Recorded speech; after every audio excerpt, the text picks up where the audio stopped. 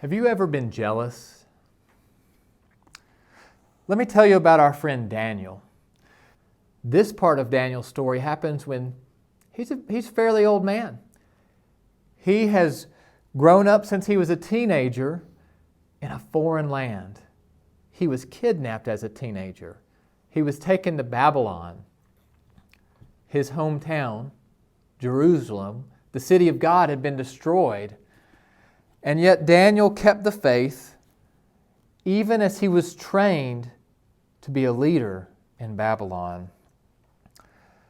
Daniel was a great leader in Babylon. Other leaders that led alongside of Daniel didn't like him. They talked bad about him. And they were jealous because everything that Daniel did succeeded. Because God was with Daniel, even in exile. Well, those jealous people wanted to get even with Daniel. They really wanted to get rid of Daniel. And so this is what they did. They came to the king to set a trap. They knew that Daniel prayed to his God, Yahweh, the God of Israel, every day. And so they tricked the king. Hey, king, why don't you make a rule? If anybody prays to anyone or anything other than you for 30 days, you should throw them in the lion's den. The king thought about it. Sounded like a good idea to him. And so he made the rule. Anyone who prayed to anyone other than the king for 30 days would be thrown to the lions. Well, the other leaders knew Daniel's habits. And so the next day after the law was passed, they went and they saw Daniel in his room facing Jerusalem, praying to God. They went and they took Daniel to the king. And they said, "King, do you remember that law you passed? Anyone who prayed to anyone but God would be thrown in the lion's den." Guess what Daniel did?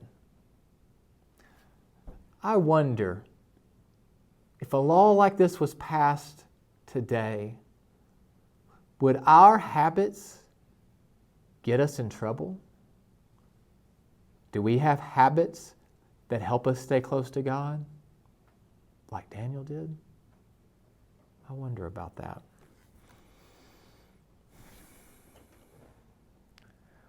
Well, the king really loved Daniel, and he really didn't want to do this.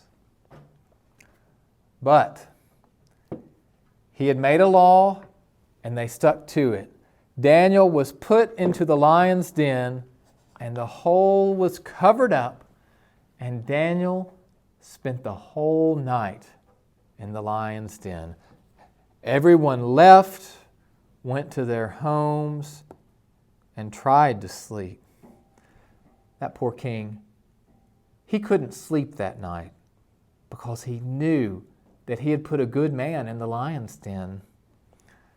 The next morning, the king got up and he ran out and he called, "Daniel, Daniel, are you okay? Has your God saved you?" I wonder what happened. I wonder what Daniel looked like after a night with the lions. You guessed it. Daniel was just fine. God had protected him from the lions. The men who had tricked the king, he threw them into the lion's den. And it didn't go so well for them.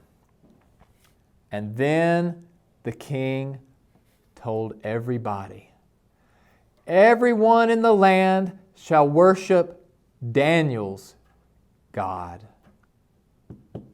Kind of makes me wonder,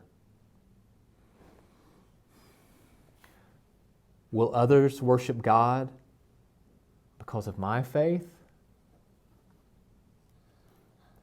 I wonder, this week, will anyone worship God because of your faith?